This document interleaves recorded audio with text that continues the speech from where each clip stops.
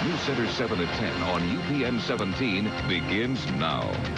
An investigation is on in Yellow Springs tonight after a man is found dead in his home on Stafford Street. Good evening, I'm Kara Zinski in for Donna Jordan. Police say the circumstances surrounding the man's death appear suspicious, but they are waiting until they hear from the coroner about the man's death. Newscenter 7's Amy Covino is live in our Greene County Bureau with the story. Amy? Kara, police identified the man as 45-year-old Timothy Harris. They are treating this case as a homicide at this point.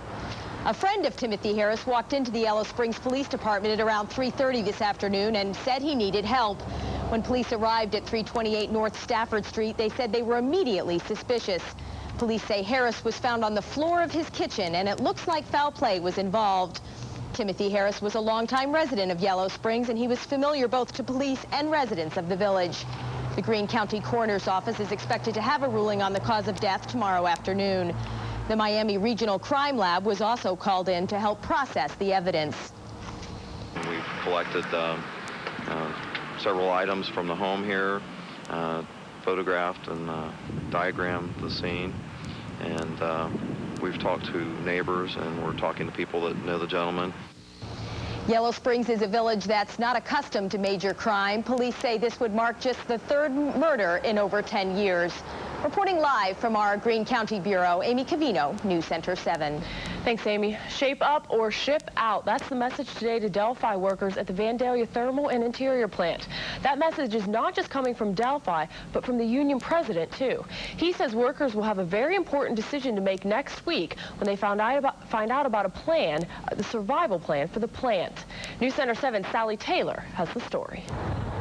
It's survival of the fittest, and the union admits this plant is far from fit.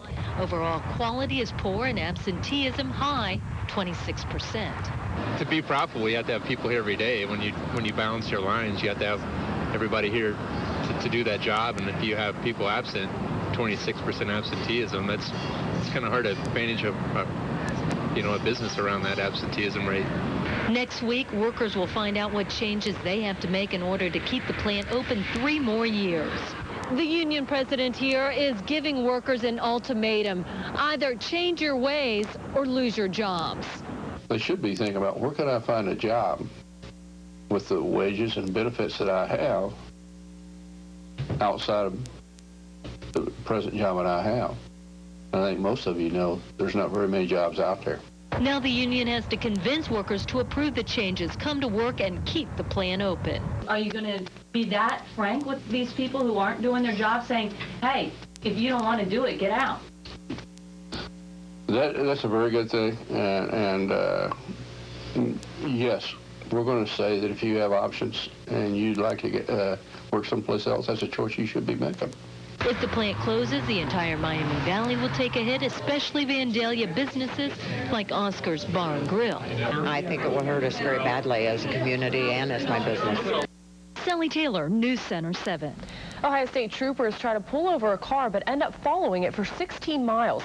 Deputies arrested 47-year-old James Brooks after the low-speed chase ended around 2 this morning at Elkhart and Embury Park in Harrison Township. The chase began inside on I-75 near Kiwi and Stanley. Deputies say they followed the man all the way to Tip City, where he turned around and headed back toward Dayton. Brooks will be charged with fleeing and eluding. An accidental fire rips through a Huber Heights home, and the man inside has to be rescued from the flames. The fire broke out this morning on Alta Road. A neighbor noticed the heavy smoke pouring from the home and told his girlfriend to call for help. Then Jesse Grigsby ran to the home to see if the man was still inside. I went around and tried to beat on some of the windows, see if there was anybody in there, see if I could get anybody woken up. Moments later, firefighters arrived and pulled the man to safety. He was taken to the hospital with minor injuries.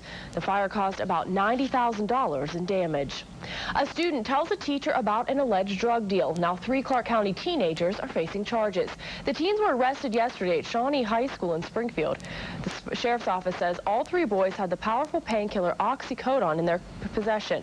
15-year-old Ryan Schrader is charged with felony drug trafficking and abuse. Investigators say a student saw Schrader and 2 other students with the drugs. And I think it's part of the DARE program. A student knows that we don't need drugs in schools, stepped forward, advised a teacher, teacher took the appropriate action. 2 other boys, ages 15 and 16, were charged with felony drug abuse and released to their parents. It's an annual event meant to put some pressure on property owners who are delinquent in paying their property taxes. Today, the Montgomery County Treasurer announced the delinquent dozen. First on that list is the long vacant Dayton Arcade building in downtown. The owners are behind more than $77,000. Rounding out the top 5, the Kuhn building on South Main Street, they owe about $42,000. HGCPC Inc. on East River owes $40,000. Sportstown Ice Center on Success Lane owes $39,000. And GS Holdings on Valley Pike owes $34,000. For the complete list, you can visit our website, WHIOTV.com. The treasurer says the real losers from these back taxes are kids. When property taxes are not paid, it's the schools that suffer. A Miami Valley state lawmaker is headed overseas to spend part of the holidays with members of the Ohio National Guard. Senator Steve Austria of Beaver Creek will leave tomorrow for Kosovo. He'll be joined by some of the Guard's top brass from here in Ohio. Also on the tour will be several other legislative leaders and business representatives. They'll visit Ohio troops deployed in the area and bring them a few gifts. Ohio has 933 members of the Ohio National Guard and Reserves now serving in Kosovo. Well, you probably noticed prices at the pump spiked today. Many stations around the Miami Valley raised prices by more than 20 cents. Yesterday, regular unleaded was about $1.54 a gallon. Today, it's up into the 170s. With colder weather moving across most of the country, the demand for oil and gas is on the rise. He stalked a woman at a casino, followed her home, and stole her winnings. Today, he finds out how long he will spend behind bars for the crime. And coming up, flu shots were in short supply just a couple of months ago, but now the Centers for Disease Control says their plan to have safe shots may have backfired. We'll explain. Well, when you wake up and head out tomorrow, dry roads, just some clouds out there, mid-20s. Not as warm tomorrow, but the big story will be some snow headed our way this weekend, maybe some light accumulations. Details coming up. Z-Bart, we've always been the smart choice for the holidays. We have gift ideas for everyone on your list, like a remote starter so you stay warm indoors when starting your vehicle. And our gift certificates make it easy to get just the right gift. Add convenience and protection to your loved one's vehicle this holiday and help maintain its value with the many professional services that Z-Bart offers. Gift certificates now available for all our products and services. Z-Bart, that's smart. Into your home from ours, somewhere out there. Saturday Night Sci-Fi, only on UPN 17.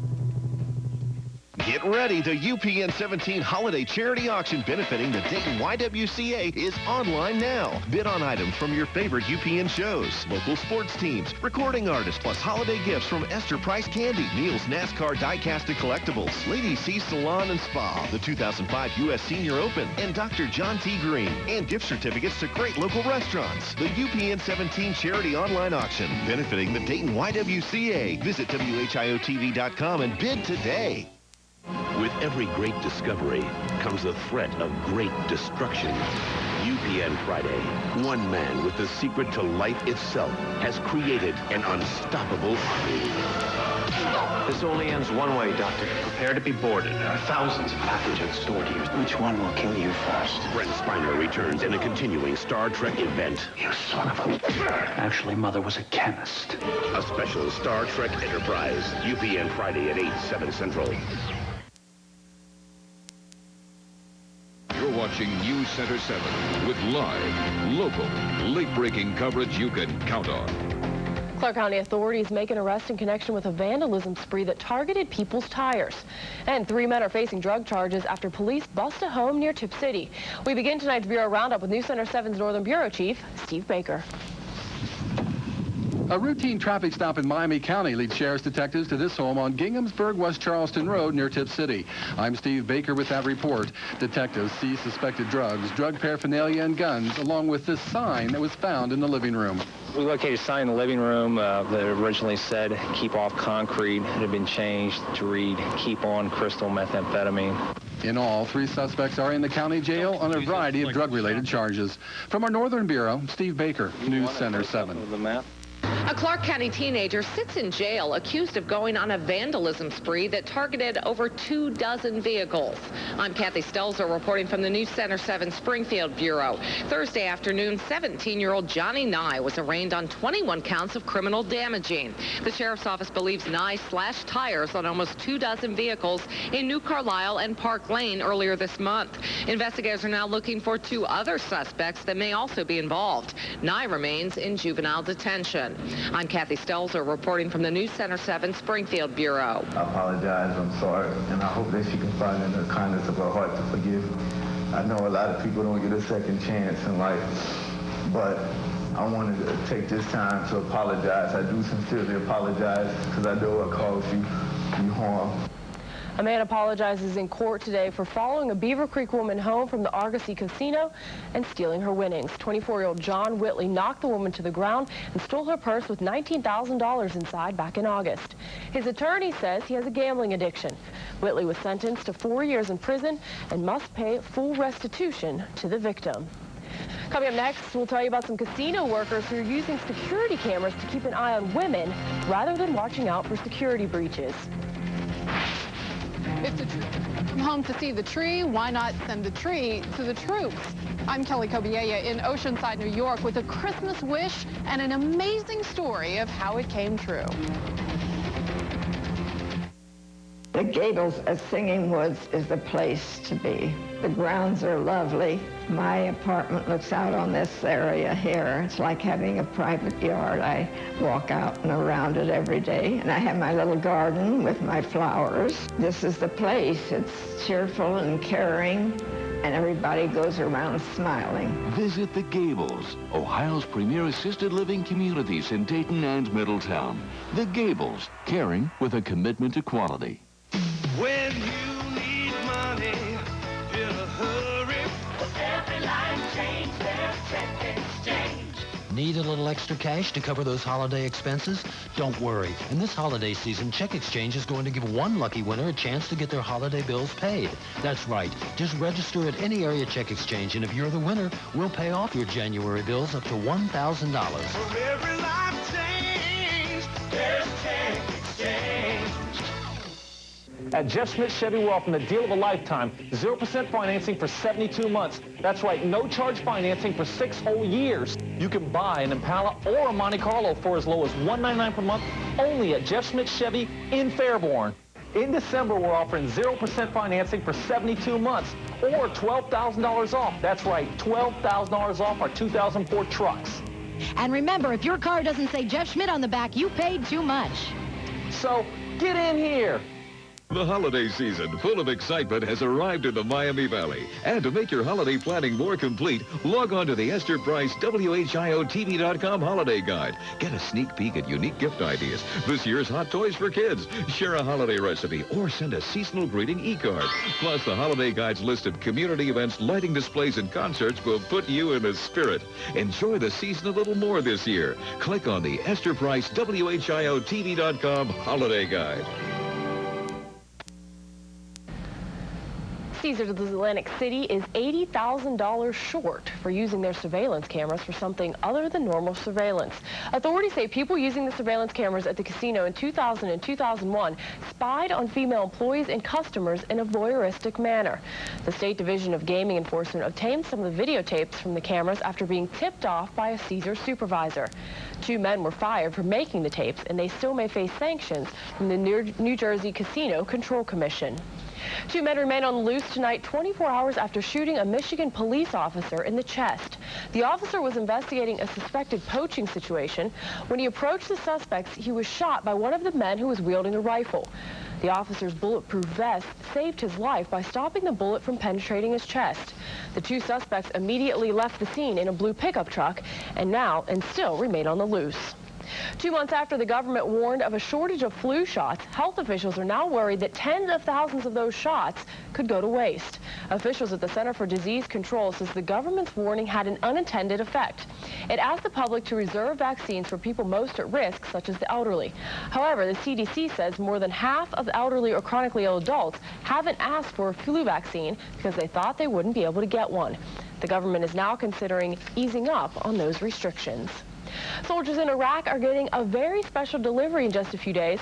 With the help of one very determined customer, a nursery in New York found a way to send Christmas trees to the troops. And as Kelly Kobiea reports, packed along with them is a bright reminder of home.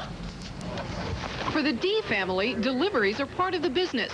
But this year, one customer had them stumped. She asked if we could ship a Christmas tree to her son who's stationed in Iraq. And your first thought is? How are we going to do it?